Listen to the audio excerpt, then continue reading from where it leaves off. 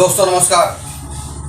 भारत में जाति की पॉलिटिक्स जोर पकड़ ली है। जातीय जनगणना को आगे करके कई नेता जाति की राजनीति करने लगे हैं। इसकी तोड़ निकालने के लिए अब राष्ट्रीय स्वयंसेवक संघ भी मैदान में कूद पड़ा है। राष्ट्रीय स्वयंसेवक संघ द्वारा इस विषय को लेकर मैदान में उतरने से अब जमीन पर कुछ हद तक राहत मिल सकती है। इसलिए जमीनी स्तर के प्रयासों के माध्यम से प्रभावी जवाबी कार्रवाई आवश्यक थी। संघ के एक पदाधिकारी ने चुनाव के दौरान विपक्ष के झूठे अभियान का जिक्र किया है और कहा कि बहुत बड़ी बहुमत वाली भाजपा सरकार आरक्षण को कमजोर करने के लिए संविधान को बदल देगी। आरएसएस भी अपनी पहुंच को बढ़ाने के लिए विभिन्न स्वतंत्र हिंदू संगठनों और दबाव समूहों के साथ मजबूत संबंध बनाने की कोशिश करता रहा है। विहिप को अनुसूचित जात, अनुसूचित जनजात और झुग्गी बस्तियों की आबादी के बीच सामाजिक सद्भाव को बढ़ावा देने का काम सौंपा गया है। खासकर दिवाली से पहले सामाजिक समरसता अभियान आमतौर पर राष्ट्रीय स्वयंसेवक संघ शाखा स्तर के कार्यकर्ताओं के द्वारा दलितों के लिए मंदिर और कुओं तक पहुंच सुनिश्चित करने से जुड़ा होता है। कांग्रेस नेता राहुल गांधी लगातार जातिगत जनगणना की बात कर रहे हैं। इसके साथ ही राहुल गांधी लगातार कह रहे हैं कि दलित और पिछड़ों को कितनी भागीदारी मिल रही है। संविधान का मुद्दा उठाकर दलित वोट इंडिया गठबंधन के पक्ष में गया और मुस्लिम वोटर्स ने एकजुट होकर समाजवादी पार्टी और कांग्रेस गठबंधन के पक्ष में अपना वोट दिया। आम तौर पर राष्ट्रीय स्वयंसेवक संघ ने भी आरक्षण को लेकर अपने विचारों को लचीला बनाया है। राहुल अखिलेश के जात पात के मुद्दे पर अब संघ काट निकाल रहा है। अब मोदी के फैसलों पर जल्द ही आरएसएस की छाप देखने को मिलेगी, क्योंकि राष्ट्रीय स्वयंसेवक संघ ने इस विषय पर अपना रुख स्पष्ट करना शुरू कर दिया है।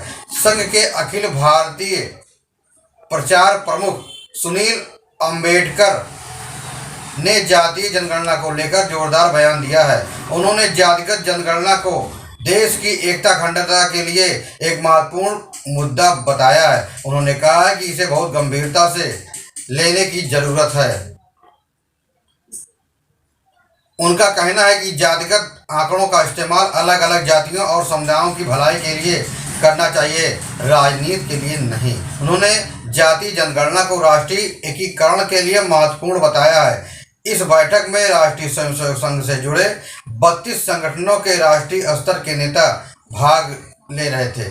इसमें बीजेपी के नेता भी शामिल हैं। संघ के मुख्य प्रवक्ता सुनील अंबेडकर ने सोमवार को केरल के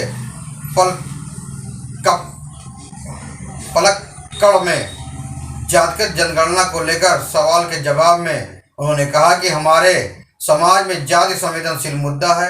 यह देश की एकता से भी जुड़ा हुआ सवाल है, इसलिए इस पर गंभीरता से विचार करने की जरूरत है, न कि चुनाव और राजनीति को ध्यान में रखकर। उन्होंने कहा कि देश और समाज के विकास के लिए सरकार को डेटा की जरूरत पड़ती है।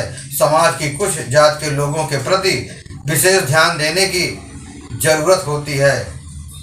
इन उद्देश्यों के लिए जाति जनगणना करवाना चाहिए। इसका इस्तेमाल लोक कल्याण के लिए होना चाहिए। इसे पॉलिटिक्स टूल बनाने से रोकना होगा।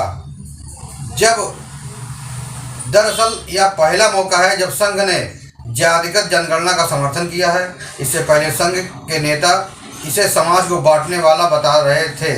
पिछले साल 19 दिसंबर को नागपुर में संघ प्रचारक और विदर्भ प्रांत के प्रमुख श्रीधर गाडगे ने जातिगत जनगणना को लेकर बयान दिया था। उन्होंने कहा था, हमें इसमें कोई फायदा नहीं बल्कि नुकसान दिखता है। यह असमानता की जड़ है और इसे बढ़ावा देना ठीक नहीं है।